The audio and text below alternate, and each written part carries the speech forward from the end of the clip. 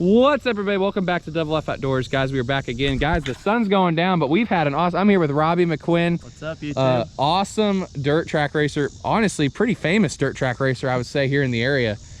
We've been having a great time, not catching fish, but we've been having a great time, I'd say. But we're glad you guys came along. We're gonna be interviewing Robby. We're gonna let some of you guys get to know Robby a little bit better, some of the things that Robby likes to do on the side about his racing career, and we're hoping this will be the start of seeing Robby's face a little more often. Maybe doing some hunting, some fishing in the future, but guys, stay tuned. We're also gonna have some footage of him racing, which is gonna be pretty sick. Thanks for tuning in, and let's get this thing started.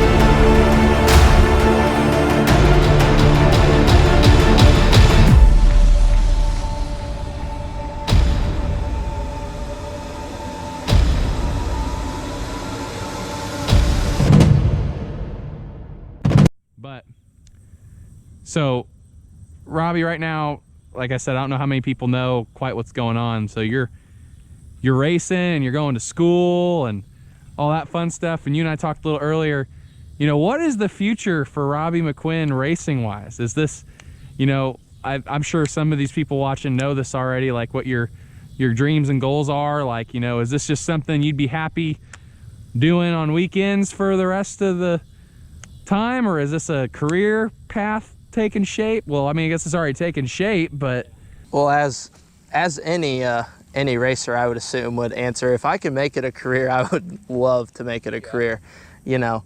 But sometimes, you know, it's very hard to do it in the racing community, just with how competitive it is and how expensive everything has become. It's kind of hard to do it. I would love to do it for as long as I could. If I can do it for a living, fantastic. And if I'm just a weekend warrior, as we like to call it, I'm a weekend warrior. You know, I'm in school right now for elementary education, and third grade is kind of what I'm looking at, third grade teacher. But there's a sprint car driver from Ohio named Lee Jacobs, and he's a third grade teacher, and he's pretty good. And one thing that I like him, just one for that reason. But I always thought it was funny, his chair in his room is one of his old racing seats that he put on wheels, so that's pretty cool. But next year I'm looking to go try to put some sponsorship together and get a 410 motor and put it in my car owner's car, put my motor in his car and kind of go mower racing. And I want to do that and still be able to keep my midget and do that on the side. But you know, if it comes down to it and I kind of need to part ways with that, I'll consider it. But right now, the plan is to try to find some. I'm actively looking for sponsors, trying to put something together, come up with a little bit of money, and go get a motor and put it in a car. basically, if there's any local businesses watching this that want to help Robby out, like I said, I've linked his Facebook page, and if you guys want to learn more about Robby or know when he's racing, updates, that page is the best place to get those. Facebook and Twitter. Facebook and, oh, we'll have to link the Twitter. I didn't know it was on Twitter. Yeah, Twitter is Twitter's kind of, I know a lot of people, family and friends, they're all on Facebook, but a lot of the racing world kind of gravitates toward Twitter. So I figured this year I started posting on there. That's good. So, well, we'll definitely we'll link the Twitter merrier. too. But I know you've got like 600 something people following you on Facebook. Yeah, I think. Facebook, it's up there. I haven't checked in a while, but well, this is also before we ask another question, the fishing's kind of been anticlimactic today. I'm kind of disappointed in my fish. I was like, oh yeah, I'll bring him here. This guaranteed bite. I mean, I guess you have caught too, but. So this is actually a question I've really wanted to ask. And you and I have been talking about kind of the similarities in fishing and dirt track racing, and how the business side of it can be very similar. And for those of you that have been following Robby, like you said earlier, it has been a whirlwind of a year, from the rain to some mechanical issues. Had to get 2 cars repaired. And I know, like, last year, my fishing year was decent, but it was not like what it had been. It had been rough and tough, and something I'm sure, well, like, I'm hoping that other people have been asking this, you know, because people asked me this after my rough year of fishing, because I'm having my best year of fishing, and you and I actually had a texting conversation about that not too long ago. Robby was like, I hope this gets better, and I'm like, trust me, it does, because my year last year was not worth anything, and this year's been awesome. But the question to that is, what makes Robby keep going? Because, you know, I know you seem kind of like the guy that doesn't give up very easy, because I don't give up very easy. Yeah, but, you know, with you and I have talked about, you know, you spend way more money fixing stuff than I do to fix stuff. You know, with all these repairs and kind of the tough year, what makes Robby McQuinn keep going? Like, what makes you say, you know what, this year's been tough, but next year's going to be better? Like, what is that motivation for you? Just, you know, honestly, years from the past, like go-kart racing. And like go-kart racing, I never really thought of it, because it was, like we were talking earlier, it was just a hobby. You know, obviously I loved it I love it and still love it with a passion, but it was just a hobby. You know, we were racing for trophies, so I didn't really think about it, you know. But I think back on it now, and I had my first year of moving up to a higher division, coming from racing with, you know, 8 to 12-year-olds, and I moved up in the 12 to 15-year-olds, and I'm 12 years old racing against kids who can almost drive on the road. And, you know, my first year in that class, in the points, I ran second and third in points. Wow. And so it was a great year. And then the next year I go out, older, more mature. Some of the kids should have moved up and out who were fast. And, you know, we run like 5th and 6th in points. So, but I never really thought of it. But, you know, it's just stuff like, you see all these people who struggle years before in the racing community, and they come back the next year and they're just on fire, can't do anything wrong. Everything goes their way. They're running third in a race, and the top 2 take each other out and they win. You know, it's just like that kind of year they've been having. So that definitely plays a factor in it. And another thing too is just your passion, my passion for it. I absolutely love racing with all my heart and everything, you know, and I honestly, there's not a reason why I keep doing it, because, you know, a normal person would look at me and be like, "What? You're stupid. Yeah. Why do you keep spending all this money after all this stuff happens?" And I'm like, yeah, I don't really know. So it's just one of those things that I do and I love, and I can't really explain it. It's just something that is not, there's no words to describe why you keep doing it, but, you know, everyone else in the racing community knows that feeling and why you keep going. And I feel like it's kind of like you for fishing too. You don't really know, but you do. You know, it's just what you've known your whole life, and it's just what you do on the weekends, the weeknights, everything. Robby and we had a really good conversation earlier about, Robby and I are both in that stage right now where this is turning from a hobby to, you know, if we put some work in, this becomes a way of life. Well, I mean, it is a way of life, but becomes a way to make, you know, a living. And we were just talking earlier how that gear shifts from a hobby to a business, basically, and how it can be stressful. But, you know, at the same time, I was telling him, and he told me the same with racing, at the end of the day, when you're actually out on the water doing what, or at least for me, doing what I love, which is fishing, and not sitting at a computer looking at the numbers or crunching the numbers, or, oh, I need this much tackle, or I need to repair my boat for X, or I need X to enter this tournament. You know, it's like back to my happy place, and it makes all that stress and like, man, I thought about this worth it. Yeah. And I would say we're both kind of learning that at the same time, because there's been some things where we've talked and texted, been like, yeah, I ran into that too, and I don't quite know if I did it the right way, but I can't tell you how many times I've been, you know, don't quite know if I did it the right way. I can't tell you how many times I've been, you know, sitting at my computer looking at stuff, trying to figure out how am I going to make this work on my budget.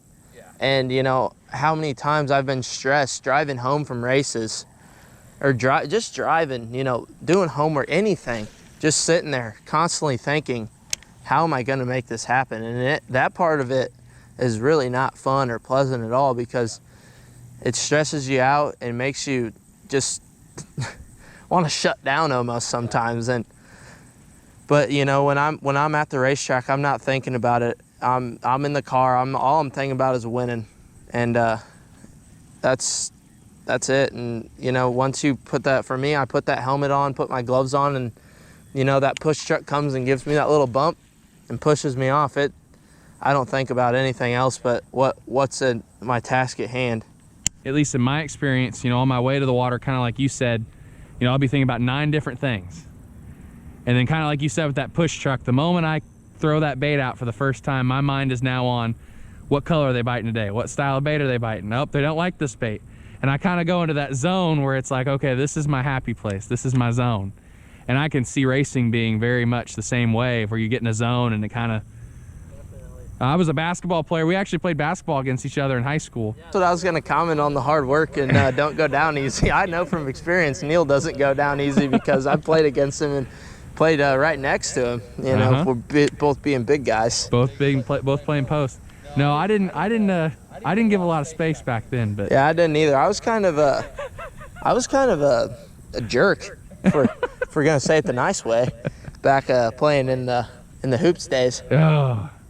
Even better, we were on rival teams. Like our high schools were rivals. Like this wasn't you know, we just played. No, we wanted to beat each other bad. And more than one way beat each other. Yes, exactly. Literally. There are moments that I can remember being like, oh my gosh, if he does that one more time, yeah, I'm gonna throw an elbow. Yeah, I've been the same way with not only you but numerous people. And let's just say that my school was normally on the short end. We got blown out multiple times. They had a really good player, Pearson Wolford. Oh, Pearson. Pearson was a stud. If he's watching, don't let that go to your head. I'm just kidding. He's honestly one of the best players I've ever played against. But all I know is my entire high school career, 3 years, we were 0-6 against you guys. Man, I actually did not know that. And we won in regionals my senior year, your junior year. And that was, you know, I remember that. That made me feel so good. I remember that junior year one. Actually did think of another question. And this one might be hard for you. So, in everybody's like professional career, like of sports or whatever, there's always that moment, like that defining moment so far. So like mine would be catching that monster 6-pound, 13-ounce largemouth I caught this spring, well, summer, but what is like your defining moment in racing? Whether it's a win, a race maybe where you finish in a certain spot. Like if you, and I know like your career is definitely not over. Like you've got a lot more to come, but like if you had to look back right now that said like this race got me, because I would say you're considered a fairly successful racer in the area as well.